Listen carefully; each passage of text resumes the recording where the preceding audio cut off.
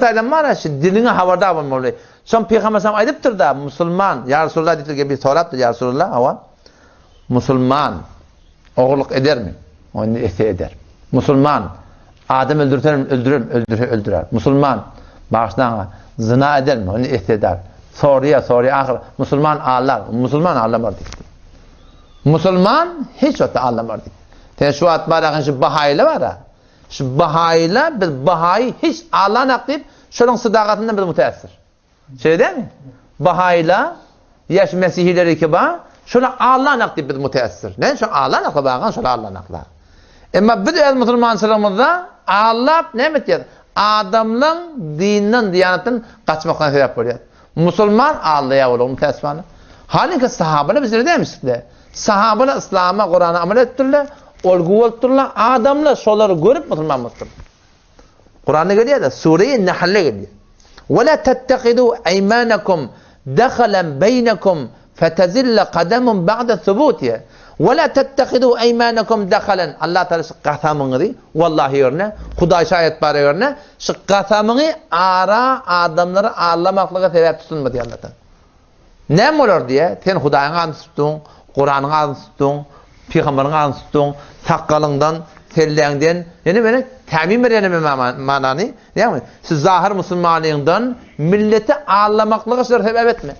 Ne mi olur diye Allah Teala? فَتَزِلَّ قَدَمٌ بَعْدَ ثُبُوتِهَا Bir adam götür İslam'a mail oldu, dine mail oldu, Kur'an'a mail oldu. Men ahun molla, sen karşı, takkından, tellenden, Huday Peygamber demekliğinden, girip de var akım, şu Müslüman, kafir, ya bir dine mail yapın, dine mail olacak olan adam, men bet emelimden, ne mi diye?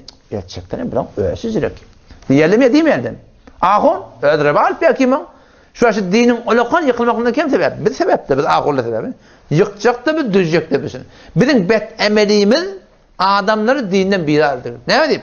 Aydılıya amal edilen Kur'an. O zaman şuna beter havardar olmalı.